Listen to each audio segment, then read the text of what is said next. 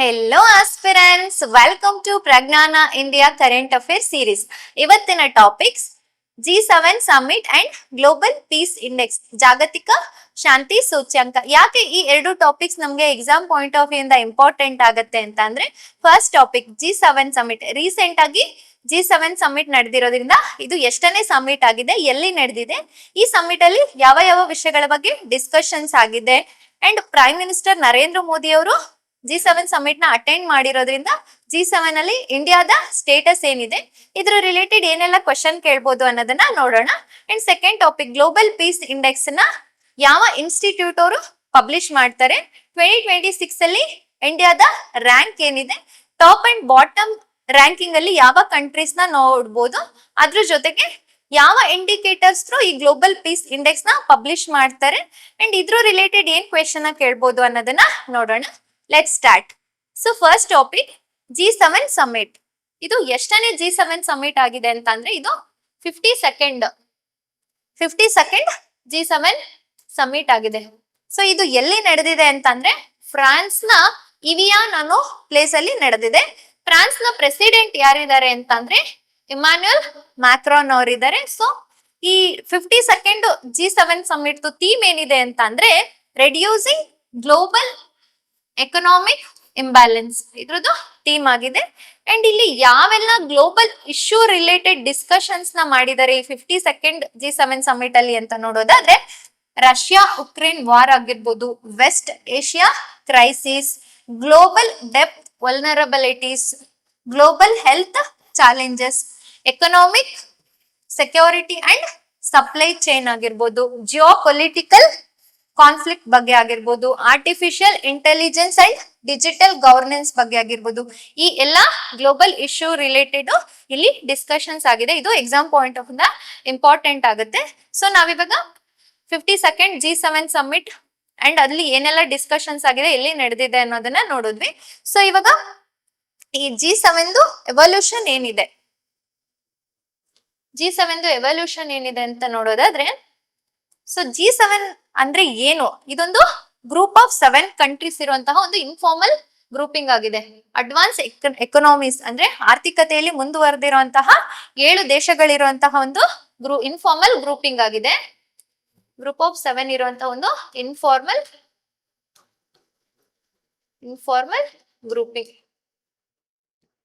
Grouping ಆಗಿದೆ.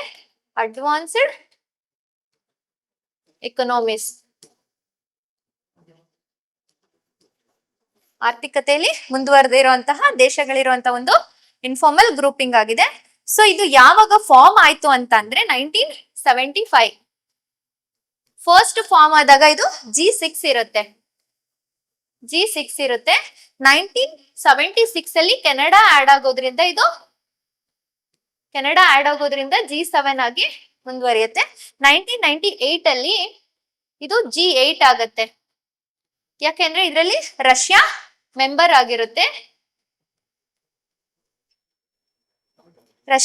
ಆಗುತ್ತೆ. Next 2014 ಅಲ್ಲಿ ರಷ್ಯಾ ಇದರಿಂದ ರಿಮೂವ್ ಆಗೋದ್ರಿಂದ ಎಗೇನ್ ಇದು G7 ಆಗಿ ಮುಂದುವರಿಯುತ್ತೆ. ಇದು G7 ಫಾರ್ಮ್ ಆಗಿದೆ. ನೆಕ್ಸ್ಟ್ ಇದರಲ್ಲಿ ಯಾವೆಲ್ಲ ಕಂಟ್ರೀಸ್ ನ ನಾವು ನೋಡ್ಬೋದು G7 ಅಲ್ಲಿ ಅಂತ ಅಂದ್ರೆ, first Japan, USA, UK, Italy, Canada, Germany and France. ಇದು ಗ್ರೂಪ್ ಆಫ್ 7 ಆಗಿದೆ. ಸೊ ಇಲ್ಲಿ ಯಾವೆಲ್ಲ ವಿಷಯಗಳ ಬಗ್ಗೆ ಫೋಕಸ್ ಮಾಡ್ತಾರೆ ಅಂತ ನೋಡೋದಾದ್ರೆ, ಗ್ಲೋಬಲ್ ಎಕನಾಮೀಸ್,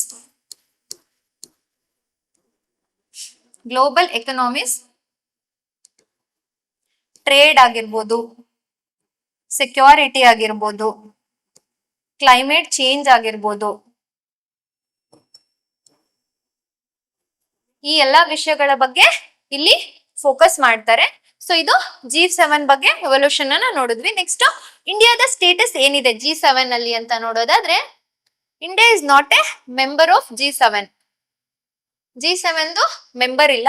ಬಟ್ ಹೇಗೆ ಈ G7 ಸಮಿಟ್ ನ ಅಟೆಂಡ್ ಮಾಡ್ತಿದೆ ಅಂತ ಅಂದ್ರೆ, invited as A guest country ಆಗಿ G7 ಸಮಿಟ್ ನ ಅಟೆಂಡ್ ಮಾಡ್ತಾ ಇದೆ. ಸೊ ಇವಾಗ ಇಂಡಿಯಾಗೆ ಯಾಕೆ G7 ಅಲ್ಲಿ ಇನ್ವೈಟ್ ಮಾಡ್ತಿದ್ದಾರೆ ಪ್ರೆಸೆಂಟ್ ಸಮಿಟ್ ಗಳಲ್ಲಿ ಅಂತ ನೋಡೋದಾದ್ರೆ, India is one of the fastest growing economies ಆಗಿದೆ.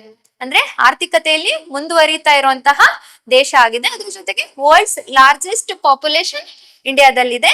ನೆಕ್ಸ್ಟ್ ವೇರಿಯಸ್ ಸೆಕ್ಟರ್ಸ್, ಡಿಫೆನ್ಸ್ ಆಗಿರ್ಬೋದು, ಆರ್ಟಿಫಿಷಿಯಲ್ ಇಂಟೆಲಿಜೆನ್ಸ್ ಆಗಿರ್ಬೋದು, ಇನ್ಫಾರ್ಮೇಶನ್ ಟೆಕ್ನಾಲಜಿ ಆಗಿರ್ಬೋದು, ಡಿಜಿಟಲ್ ಪೇಮೆಂಟ್ಸ್ ಆಗಿರ್ಬೋದು, ಈ ತರ ವೇರಿಯಸ್ ಸೆಕ್ಟರ್ಸ್ ಅಲ್ಲಿ ಇಂಡಿಯಾ ಮುಂದುವರಿತಾ ಇರೋದ್ರಿಂದ ರೀಸೆಂಟ್ ಸಮಿಟ್ ಗಳಲ್ಲಿ ಇಂಡಿಯಾಗೆ ಇನ್ವೈಟ್ ಮಾಡ್ತಾ ಇದ್ದಾರೆ. ನೆಕ್ಸ್ಟ್ ಇದ್ರ ರಿಲೇಟೆಡ್ ನಾವು ಏನೆಲ್ಲ ಫ್ಯಾಕ್ಟ್ಸ್ ನ ನೆನ್ಪಿಟ್ಕೋಬೇಕು ಅಂತಂದ್ರೆ,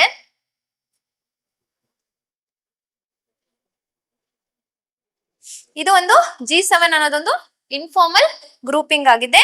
ಇದರಲ್ಲಿ 7 ಕಂಟ್ರೀಸ್ ನ ನಾವು ನೋಡ್ಬೋದು. ನೆಕ್ಸ್ಟ್ ಇದಕ್ಕೆ ಯಾವುದೇ ರೀತಿ ಹೆಡ್ ಕ್ವಾರ್ಟರ್ಸ್ ಇಲ್ಲ, ಬಟ್ ಇದು ರೊಟೇಷನ್ ಬೇಸಿಸ್ ಮೇಲೆ ಸಮಿಟ್ ಗಳನ್ನು ನಡೆಸ್ತಾ ಇರುತ್ತೆ. ರೊಟೇಷನ್ ಬೇಸಿಸ್ ಮೇಲೆ ಸಮಿಟ್ ಗಳು ನಡೀತಾ ಇರುತ್ತೆ. Next India is not A member, but invited as A guest country ಆಗಿ ಸಮಿಟ್ ಗಳನ್ನ ಇದು ಅಟೆಂಡ್ ಮಾಡುತ್ತೆ. ಸೊ ಇಂಡಿಯಾ ಮೆಂಬರ್ ಇಲ್ಲ ಅನ್ನೋದು ಇಂಪಾರ್ಟೆಂಟ್ ಆಗುತ್ತೆ G7. ನೆಕ್ಸ್ಟ್ ಇದ್ರ ರಿಲೇಟೆಡ್ ಏನ್ ಕ್ವೆಶನ್ಸ್ ನಾವು ಎಕ್ಸಾಮ್ ಅಲ್ಲಿ ಎಕ್ಸ್ಪೆಕ್ಟ್ ಮಾಡುವುದು ಅಂತಂದ್ರೆ, first question, what is India status at G7 summit? G7 summit ಅಲ್ಲಿ ಇಂಡಿಯಾದು ಸ್ಟೇಟಸ್ ಏನಿದೆ ಅಂತಂದ್ರೆ, India is permanent member, founding member, option C invited guest country, option D observer status only. Which is the right answer ಅಂತ ನೋಡೋದಾದ್ರೆ, India G7 member ಇಲ್ಲ, invited as A guest country. Option c is the right answer ಆಗುತ್ತೆ ಇಲ್ಲಿ.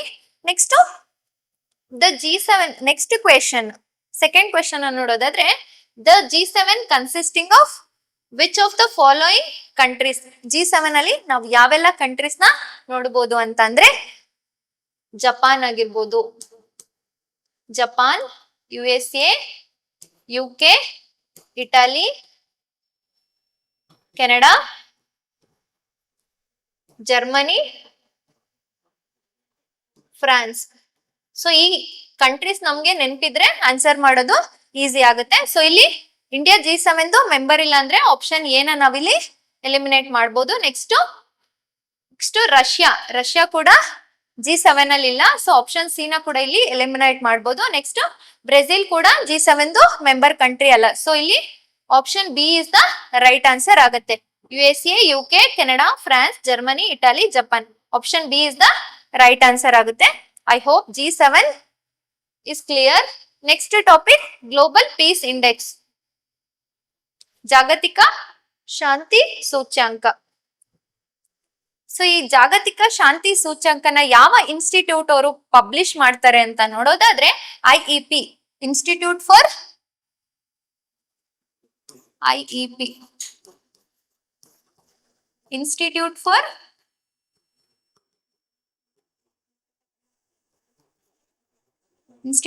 Economics and piece.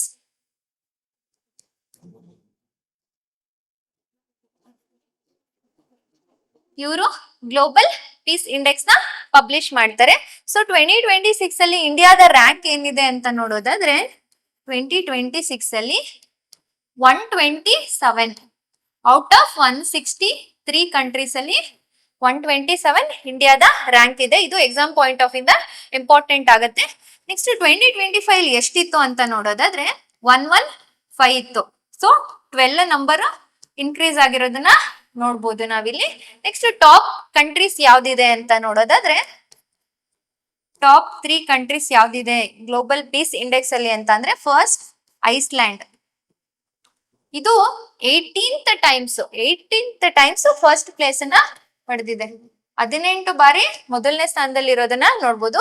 ಎಷ್ಟು peaceful ಆಗಿರ್ಬೋದು ಈ country ಅಂತ ನೀವೇ ಥಿಂಕ್ ಮಾಡಿ. ನೆಕ್ಸ್ಟ್ ನ್ಯೂಜಿಲೆಂಡ್,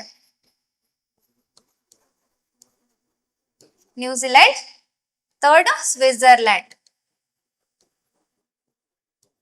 ಅದೇ ರೀತಿ ಬಾಟಮ್ ರ್ಯಾಂಕಿಂಗ್ ಅಲ್ಲಿ ಯಾವ ಕಂಟ್ರೀಸ್ ನಾವು ನೋಡ್ಬೋದು ಅಂತಂದ್ರೆ,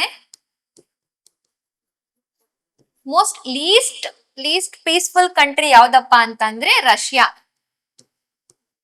due to wars. Russia 163 place ಅಲ್ಲಿ ಇದೆ. ಸೆಕೆಂಡ್ ಬಂದು Sudan second least peaceful country ಯಾವುದು ಅಂತಂದ್ರೆ ಸುಡಾನ್. ಥರ್ಡ್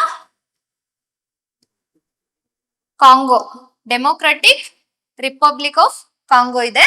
ಸೊ ಇದನ್ನ ಇಷ್ಟು bottom countries, least peaceful countries ಆಗಿ ನಾವು ನೋಡ್ಬೋದು. ನೆಕ್ಸ್ಟ್ ನಮ್ಮ ಇಂಡಿಯಾದ ನೈಬರಿಂಗ್ ಕಂಟ್ರೀಸ್ ಅಲ್ಲಿ ಯಾವುದು ಮೋಸ್ಟ್ ಪೀಸ್ಫುಲ್ ಕಂಟ್ರಿ ಇದೆ ಅಂತ ಅಂದ್ರೆ ಭೂತಾನ್. ಭೂತಾನ್ 16th ಪ್ಲೇಸ್ ಅಲ್ಲಿ ಇದೆ. ಇದು ಇಂಡಿಯಾದ ನೈಬರಿಂಗ್ ಕಂಟ್ರೀಸ್ ಅಲ್ಲಿ ಮೋಸ್ಟ್ ಪೀಸ್ಫುಲ್ ಕಂಟ್ರಿ ಆಗಿ ನಾವು ನೋಡ್ಬೋದು. ಸೆಕೆಂಡ್ ಶ್ರೀಲಂಕಾ, ಇದು 67th ಪ್ಲೇಸ್ ಅಲ್ಲಿ ಇದೆ. So I hope clear this point. Next ಯಾವ ಇಂಡಿಕೇಟರ್ಸ್ ಥ್ರೂ ಇದನ್ನ ಪಬ್ಲಿಷ್ ಮಾಡ್ತಾರೆ ಅಂತ ನೋಡೋದಾದ್ರೆ, ಟೋಟಲ್ ನಾವು 23 ಇಂಡಿಕೇಟರ್ಸ್ ನ ನೋಡ್ಬೋದು. ಅದರಲ್ಲಿ ಮೇಜರ್ ಆಗಿ ತ್ರೀ ಕೋರ್ ಇಂಡಿಕೇಟರ್ಸ್ ಥ್ರೂ ಈ ಪೀಸ್ ಇಂಡೆಕ್ಸ್ ನ ಪಬ್ಲಿಷ್ ಮಾಡ್ತಾರೆ.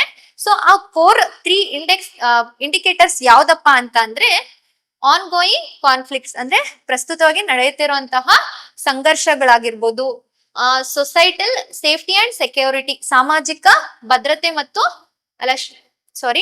ಸಾಮಾಜಿಕ ಸುರಕ್ಷತೆ ಮತ್ತು ಭದ್ರತೆ ಆಗಿರ್ಬೋದು, ಮಿಲಿಟರೈಸೇಷನ್ ಅಂದ್ರೆ ಸೈನೀಕರಣ. ಈ major 3 core indicators through global piece index ನ ಪಬ್ಲಿಷ್ ಮಾಡ್ತಾರೆ. Next largest improving country worldwide ಯಾವುದು ಅಂತ ಅಂದ್ರೆ ಪೋಲ್ಯಾಂಡ್. 9.1% ಇದು ಇನ್ಕ್ರೀಸ್ ಆಗಿದೆ ಅಂತ ಅಂದ್ರೆ 23 ಇಂದ 22nd ಪ್ಲೇಸ್ಗೆ ಇದು ಬಂದಿದೆ. ಸೊ ಲಾರ್ಜೆಸ್ಟ್ ಇಂಪ್ರೂವ್ಮೆಂಟ್ ಕಂಡಿರುವಂತಹ ಕಂಟ್ರಿ ಅಂದ್ರೆ ಅದು ಪೋಲ್ಯಾಂಡ್ ಆಗಿದೆ. ನೆಕ್ಸ್ಟ್ ಇದರ related global piece index related ಏನ್ ಕ್ವೆಶನ್ ಎಕ್ಸಾಮ್ ಅಲ್ಲಿ ನಾವು ಎಕ್ಸ್ಪೆಕ್ಟ್ ಮಾಡಬಹುದು ಅಂತ ಅಂದ್ರೆ,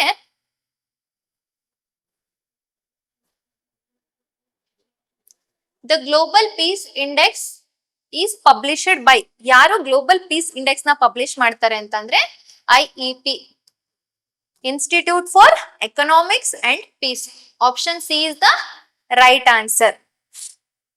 I hope you like this video. Do like, share and subscribe. Thank you.